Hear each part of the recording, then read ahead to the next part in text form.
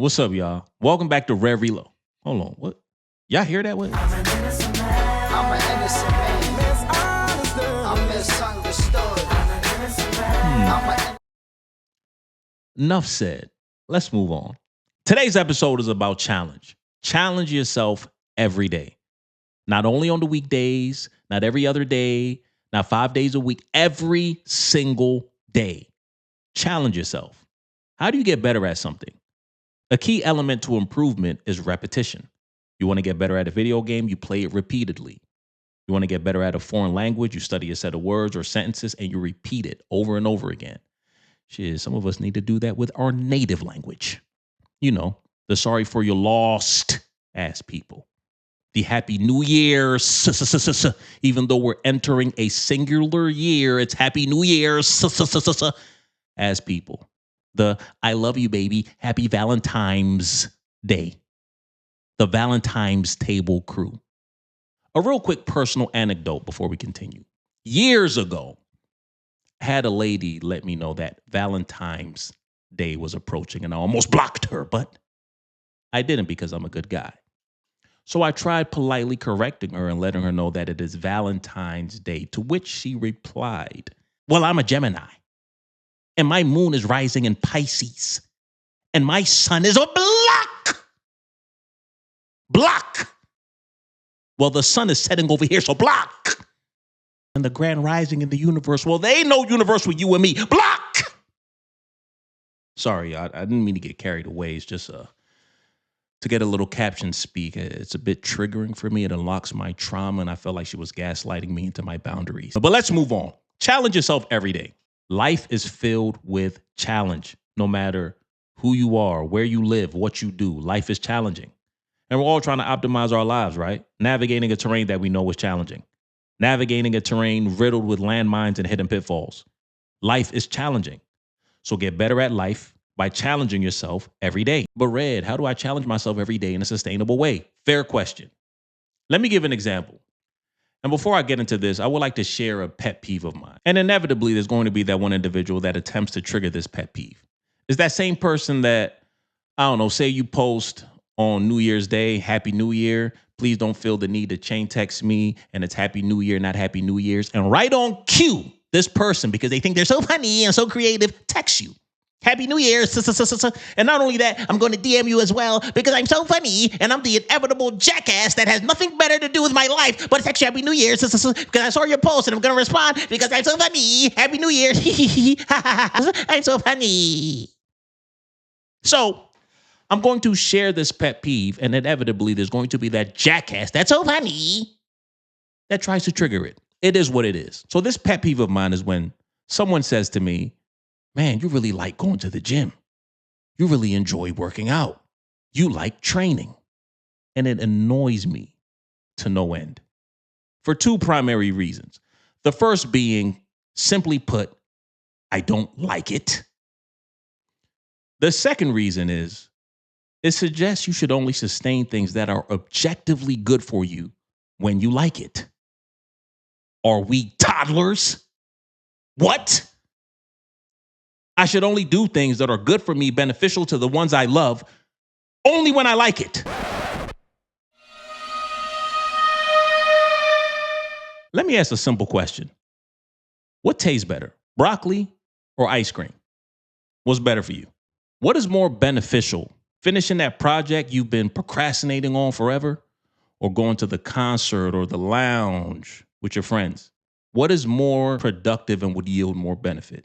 Studying that IT book with intricate and convoluted concepts that's going to bolster your career or transition you into a different career with more earning power and less undue stress on the body, or binge watching your favorite show on Netflix? And please don't be that person. Well, I have a cousin in Nebraska, and since they were 3 years old, they like to put together computers and build computers from scratch, and they don't even like Netflix. In fact, they boycott Netflix. I'm talking generally, please. Happy New Year. So no, I don't like working out. I don't like going to the gym. It's difficult. It's often time consuming, which then requires additional sacrifice. I may need to go to bed earlier or forego activities I enjoy doing. It's often boring. Occasionally, you deal with nagging injuries. All of these factors culminate to it being challenging. But it is very important to understand one must challenge themselves daily. And then doing things that are objectively good for you are completely independent of how you feel about them. Let's get into a couple of examples to further contextualize and frame this discussion. Let's say you live in a seasonal city, and right now it's January, and during that time period, it's winter and it's very cold. You're a parent and you have a kid that's in daycare. You're responsible for picking them up and dropping them off. Is the cold weather outside going to stop you from getting your kid? No.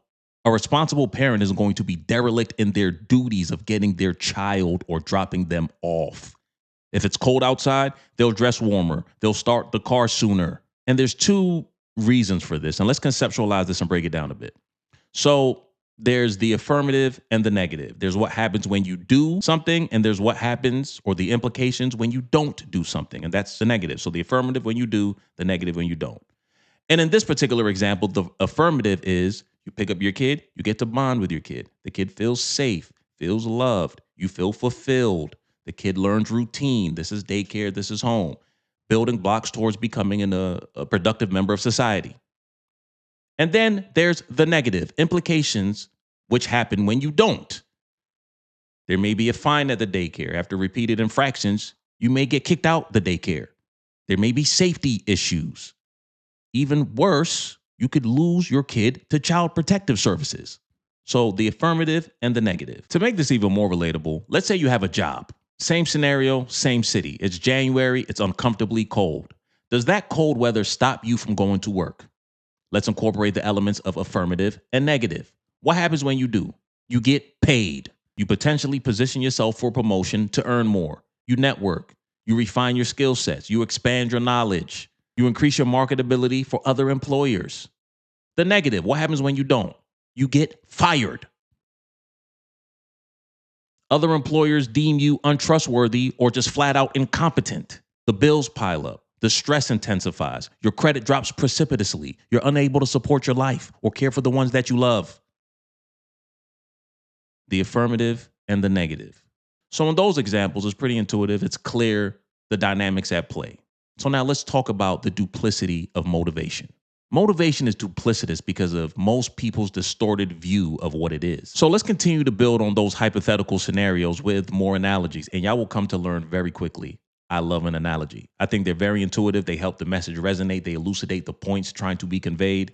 And when we think about certain aspects of our lives, they aren't as unique as we think. And with the proliferation of social media and different skits, we often ask ourselves, were we raised by the same mom? Are we dating the same person? Your coworker does that too, etc. So when we think about aspects of our lives, they aren't as unique as we think. And analogies help aggregate these concepts together and just make them very intuitive. So I love them. So get used to them. All right. So let's continue to build on that hypothetical example. It's still January. It's still cold, hovering around freezing. So 30 degrees Fahrenheit, 0 degrees Celsius. But there's an anomalous week in this case. And for whatever reason, it's 75 degrees Fahrenheit.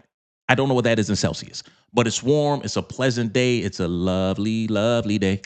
Lovely day, right? It's great outside. You still have the same duties of picking up your kid from daycare or going to work. Nothing structurally changes. The only thing that changes is how you feel about doing them. You may be more incentivized to do it. The commute is more enjoyable. You may stop by on the way home to get ice cream with your child. So let's say for whatever reason, you think this random pleasant week in January is going to last forever. So you sell all of your jackets, get rid of all your winter gear, which makes no sense. You must be that person that responds to the DMs talking about Happy New Year.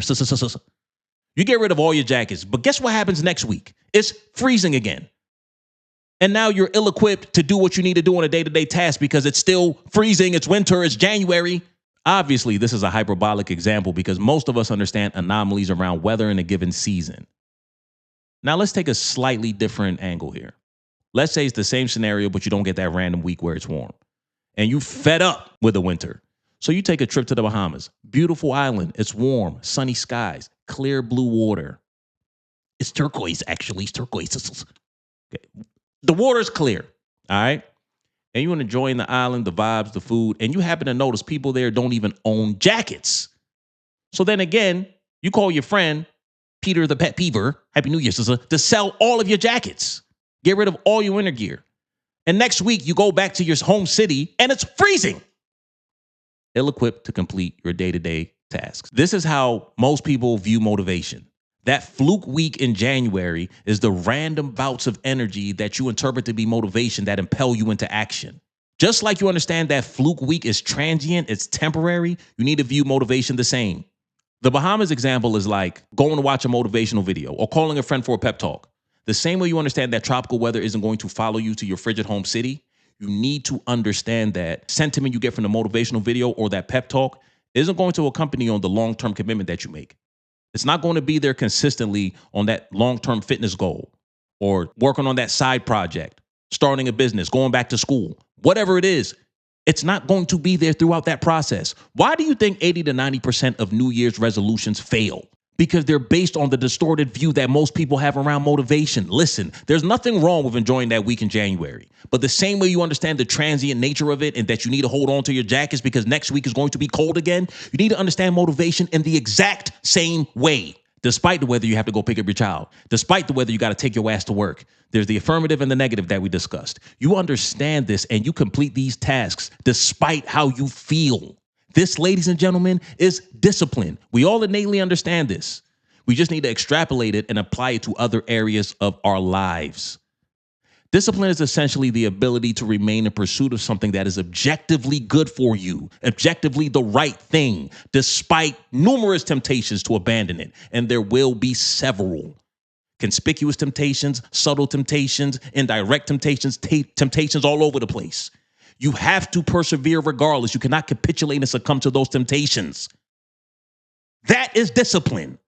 Do you know how many mothers are tired, but they wake up in the middle of the night to breastfeed and nurse their baby back to sleep anyway? Do you know how many fathers are tired, but they go to work, show up so they can be there for their family to support and help them anyway? Do you know how many friends are tired, but they show up for other friends in need to help them? They lift them up when needed anyway. Do you know how many teachers are tired, but they show up for their kids to mentor them, guide them, teach them, to help them become productive adults in society one day anyway? We all have the capacity to be disciplined. We all have the capacity to override our feelings and temptations trying to pull us down to objectively do what is right. All of this to say, no, I don't like working out. But once in a while, I do feel motivated to work out. But I understand it in the exact same way I understand that fluke week in January. I know the next week, or maybe even the next day, or even the next minute, I may not feel like working out anymore. But I do it regardless. There's the affirmative and the negative. And in this case, there's unequivocal health benefits to me working out. It helps increase my functional capabilities, improve my ability to defend myself in the event that I need to. It helps optimize my appearance. That's the affirmative. And the negative, abstaining from this could be detrimental to my physical and mental health. Look, I want to be very clear. Just like there's nothing wrong with taking advantage of that fluke week in January, there's nothing wrong with motivation. We just need to understand what it is. It's like a cool little acquaintance. It won't be there reliably, consistently, not even predictably. It's like the fluke week in January. I want to reiterate that. My only real ally is discipline, the perpetual driver steering me towards what's objectively good or right. And if I conflate that with motivation, I'll be in the bucket of the 80 to 90% of people that failed their New Year's resolutions. In the earlier examples, when the weather fluctuated between being hot and cold, the outcome was the same. You still went to go get your kid. You still went to work. You wore a jacket. You left earlier. Discipline, challenge, and life are inextricably linked. You cannot escape challenge. Challenge yourself every day so you can be better at life. Participation trophies are a scam and not reflective of real life. So challenge yourself every day. Not only on the days you feel like doing it, every single day. There is no life devoid of challenge. In January, we don't get rid of our jackets. We don't go on a short vacation to the Bahamas and sell all of our winter gear. We understand the dynamics at play there and remained disciplined. Just expand and apply that to other areas of your life. And understand this. Motivation is simply a bonus, and you have two effective choices with it. You understand it as a transient acquaintance and use it, or mistake it for an everlasting ally and let it use you. In that regard, motivation is duplicitous. It is fleeting. It will betray you every time. Discipline never will. Life is fundamentally challenging. Optimize your life experience by staying disciplined and challenging yourself every day. Peace. Don Dada is my fucking name. Don Dada, I'm here to bring the pain. Don Dada, this ain't a fucking game. Don Dada.